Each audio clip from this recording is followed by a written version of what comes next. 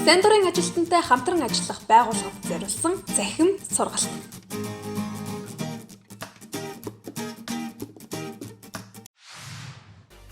Танай байгууллагад сайн дурын ажилтан хэрэгтэй байна уу?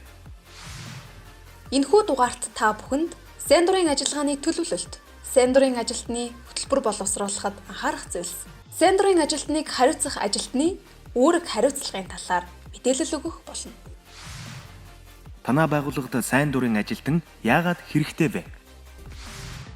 Сайн дурын үйл ажиллагаанд өөрийн цаг зав, хүч хөдөлмөрөө зориулж буй хүмүүс өөрсдийн оруулж буй хувь нэмрээ үр дүнтэй бас өндөр үнэлэмжтэй байлгахыг хүсдэг. Иймд сайн дурын ажилтнтай хамтран ажиллаж байгаа байгууллага нь тэднийг хэрхэн хувь нэмрээ оруулж үнц нь бий болгож болохыг тодорхойлох нь чухал юм. Байгууллагад сайн дурын ажилтнууд ажиллах нь шинэ арга барил, харах үнцгийг нэвтрүүлдэг. Сайн дурын ажилтны оролцоо нь тухайн байгууллагын болон үйл ажиллагааны талаарх нийгмийн эерэг үнэлэмжийг илэрхийлдэг. Тэдний оролцоо хувь нэмэр нь танай байгууллагын хязгаарлагдмал төсвийг үр ашигтай зарцуулах, байгууллагын үйл ажиллагааг олон нийтэд түгээх, ажлын үр дүн нэмэгдүүлэх зэрэг маш олон давуу талтай. Сайн дурын үйл ажиллагааны мэдээллийн нэгдсэн сан I Volunteer цэгийн. Байгууллагын сайн дурын ажилтны хэрэгцээг үнэлэх нь. Сайн дурын ажилтны хөтөлбөрийг боловсруулах эхний алхам бол тухайн байгууллагад сайн дурын ажилтан ажилуулах хэрэгцээг үнэлэх явдал юм. Сайн дурын ажилтнуудыг ажилуулах болсон шалтгаан тэд байгууллагын бүтцэд хэрхэн нийцэж байгааг тодорхойлон гаргана. Мэдээж энэ нь байгууллагын хамт олонны нэгдсэн шийдвэрт үндэслэх нь чухал. Жишээ нь танай ажилтнууд сайн дурын ажилтнуудыг хэрхэн хүлээж авах вэ? Та сайн дурын ажилтан ажиллуулснаар үйл ажиллагаагаа өргөжүүлэх боломжтой юу? Эсвэл сайн дурын хөтөлбөрөөр дамжуулан цалингийн зардал, мөнгө хэмнэхийг зорж байна уу? Сайн дурын ажилтнууд танай багийн ажиллагаанд хэрхэн нөлөөлөх вэ? Таны түншүүд сайн дурынхантайгаа ажиллахад таатай байх уу? Сайн дурын ажилтан авах нь танай байгууллагын соёлд хэрхэн нөлөөлөх нь? Мөн хэр нийцэх зэргийг бодож үзэх хэрэгтэй. Ингэснээр та сайн дурын ажилтнуудын ажил үүрэг, тэдний хэрэгцээ, өргөөжийг үнэлснээр үр дүнтэй хөтөлбөр боловсруулах үндсэн суурийг бий болгоно.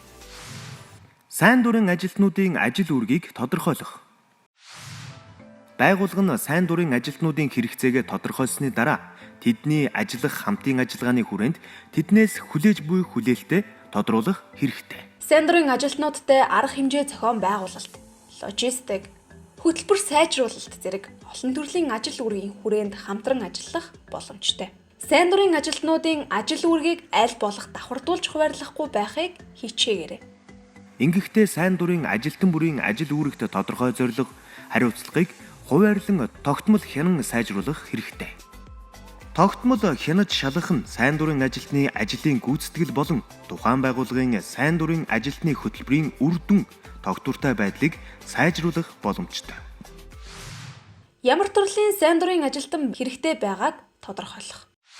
Сайн дурын ажилтнуудыг 3 төрөлд хуваах боломжтой юм. Албан тусгай ур чадвартай сайн дурын ажилтнууд. Жишээ нь веб дизайнер, дохионы гадаад хэлний хэлмэрч. Үн төлбөргүй үйлчлэгийг үзүүлдэг эмч, хуульч зэрэг танай байгууллагад ямар төрлийн сайн дурын ажилтан хэрэгтэй байгааг тодорхойлох хэрэгтэй болно. Албан бус, мэрэгжил эзэмшээгүй зүрх сэтгэлээрээ өөр салбарт өөрийн хувь нэмрээ оруулж байгаа сайн дурын ажилтнууд. Жишээ нь утсанд хариулах оператор, эсвэл харилцаа холбооны туслахууд. Сайн дурын ажилтны хөтөлбөрийг дэмжих боломжит нөөцөө тодорхойлох. Хэрэв сайн дурын ажилтнууд танай байгууллагын үйл ажиллагаанд томоохон хувь нэмэр оруулах гэж байгаа бол сайн дурын ажилтныг зохицуулах ажилтан томилго нь шаардлагатай байж магадгүй юм. Шаардлагатай ажлын байрны тодорхойлолтыг шинжилэн сайн дурын ажилтнуудтай хяналт тавих.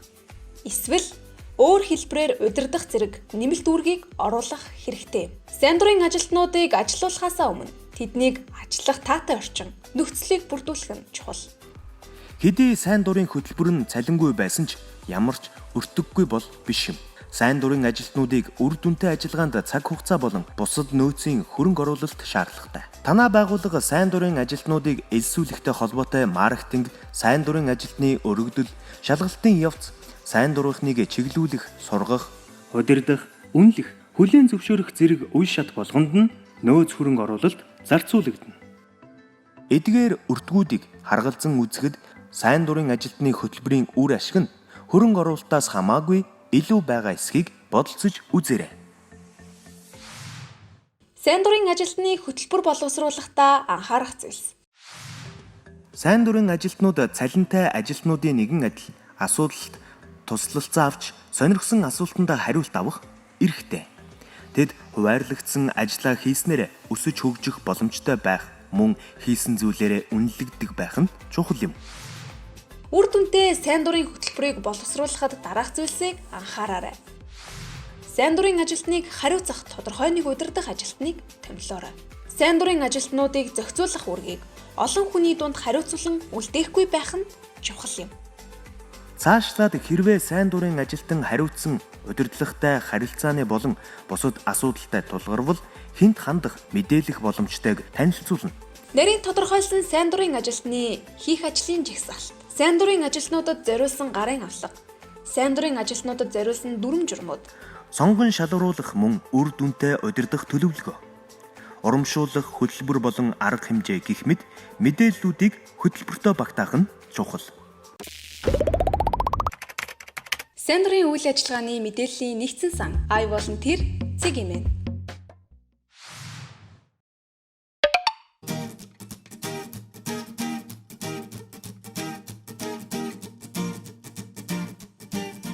Энэхүү захин хичээл нь Европын холбоо болон Канада сангийн санхүүжилтээр хэрэгжиж буй бүгд залуусын төлөө, залуус бүгдийн төлөө төслийн хүрээнд бүтээв. Тус захин хичээлийн агуулга нь санхүүжүүлэгч байгууллагуудын байр суурийг илэрхийлээгүй болно.